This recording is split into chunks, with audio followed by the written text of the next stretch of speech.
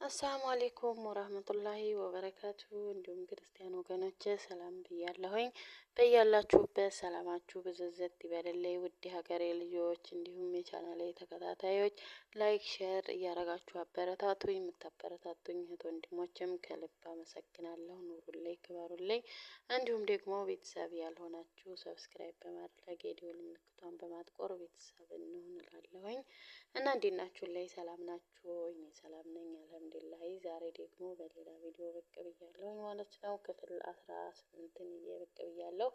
ክፍል 18 የህልም ባሌን ባገኘሁት የሚለውን ይዤ መጥቻለሁ ማለት ነው።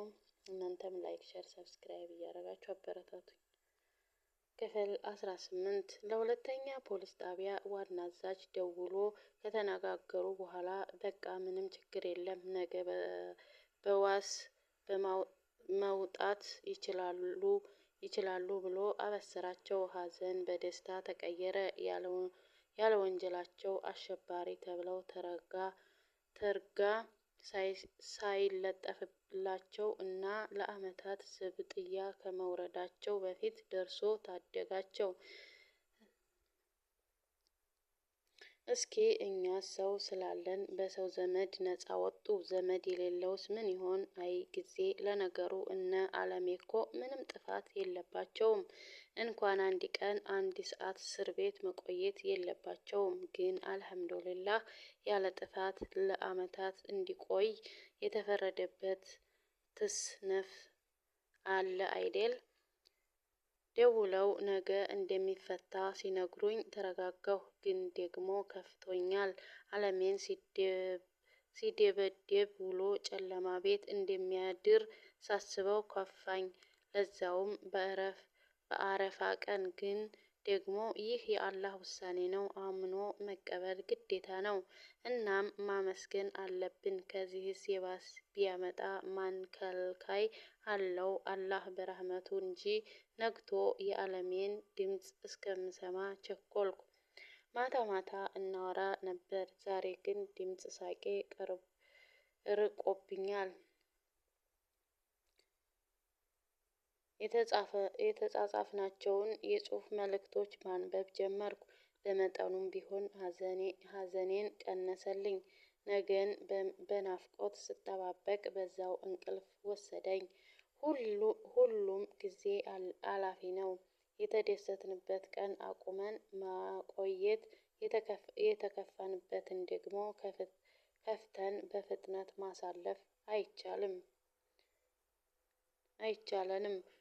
ሁሉም በራሱ የጊዜ አዙሪት ይሽከረከራል። ያ የሽብርና የጭንቀት ቀን አሁን ላይ ትናንት ብለን አለፍነው። ዛሬ አዲስ ቀን ብሩህ ተስፋን ይዞልን መጣ። አልሐምዱሊላህ። ገና ከጠዋት ጀምሬ ስልክ መደወሌን ተያይዤዋለሁ። ግን ስልኩ አሁንም ዝግ ነው። ለነገሩ ከ2 ሰዓት በፊት የመንግስት ተቋማት ስራ እንደማይጀምሩ ግልጽ ነው። እኔ ቸኮልኩ እንጂ። ሆኖም ግን ቶሎ ቶሎ ሰዓት አያለሁ። ሰዓቱ ግን አይሄድም። ኡፍ ሲያስጠላ። ሰዓቱ 4:23 ሲል የአለሜ ስልክ ጠራ። ኡፍ አልሐምዱሊላህ ተፈቱ ማለት ነው። በደስታ ብዛት ልቤ ደረቴን ዘልዬ ለወጣ ያለች ይመስላል። ትደልቀው ይዛለች። እጄን ወደ ደረቴ አስጠግቼ ልቤን ደግፌ ያዝኩት። አለሜ ስልኩን አንስቶ አሰላሙ አሌይኩም ሁቢ አለኝ። ገና ድምፁን ስሰማ ከየት መጣ ሳልለው እንባዬ ልክ እንደ ደራሽ ወንዝ ተዝረገፈ። ከማልቀስ ውጭ ቃላት ማውጣት ተሳነኝ። አሁን አንተ ላይ እጃቸውን አነሱ። እጃቸው ይቆረጥ። በውስጤ ረገምኳቸው። አለሜ ምኑ ክፉ ሆኖ እሱ ላይ ይጨክናል? ለቅሶዬን እንዳቆም ብዙ አባበለኝ። ልክ ምንም እንዳልተፈጠረ ለማስመሰል ሞከረ። ሀቢብቴ አሁን ስላለፈ ነገር አይታሰብም እሺ? ትናንትን አልፈን ዛሬ ላይ ደርሰናል። ኢንሻአላህ ነገን ደግሞ በተስፋ እንጠብቃለን። ከሁሉም በላይ ደግሞ አብሮነታችን ትልቅ ዋጋ አለው። ሁቢ ሁለታችን አንድ ላይ ስንሆን ጠንካሮች ነው የኔ ውድ። አንቺ እኮ ለኔ ብርታቴ ነሽ። አንቺ አቅም ስታጭ እኮ እኔም እወድቃለሁ። ሀዘንሽ እኔን ይጥለኛል። ፈጽሞ ደስተኛ ሁኝልኝ ውዴ። እንባሽንም ማየት አልፈልግም። ሁቢ እስኪ ንገሪኝ፣ እኔ እንዲወድቅብሽ ደካማ እንዲሆንብሽ ትፈልጊያለሽን? ንገሪኝ። ንግግሩ ልቤን እያሞካው ሰማሁት። አልፈልግም፣ ሁሌም ጠንካራና አሸናፊ እንድትሆንልኝ ነው የምፈልገው አልኩት። እኮ ፍላጎትሽ ያ ከሆነ እንባሽን ጥረጊ፣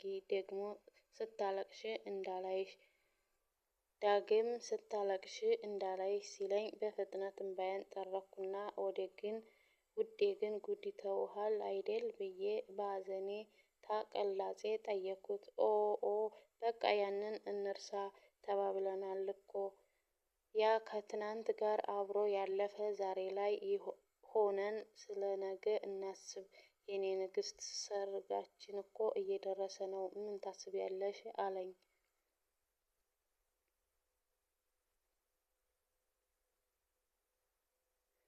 ወሬ ለማስቀየር ሆን ብሎ የሰርግ ርዕስ እንደመረጠ ገብቶኛል። ግን ደግሞ ስለ ሰርጋችን ቀን ከሱ ጋር ማውራት ደስታን ይፈጥርልኛል፣ ያነቃቃኛልም። በአንድ ጊዜ ከሀዘን ወደ ደስታ ስሜቴን ቀየረው። አዎ አይገርምም? እየደረሰ ነው እኮ ባሌ ልትሆን። ውይ ታድዬ! በደስታ ፍልቅልቅ እያልኩ አወራሁት። ለጫጉላ ሽርሽር የት እንድንሄድ ትፈልጊያለሽ? ባህር ዳር ቢሆን ደስ ይለኛል አልኩት።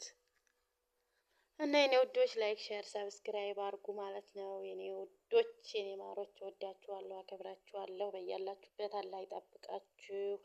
የዛሬውን ቪዲዮዬን በዚህ አጠናቅቄያለሁኝ ማለት ነው። በሌላ ክፍል እስከምንገናኝ አሰላሙ አለይኩም ወራህመቱላሂ ወበረካቱ።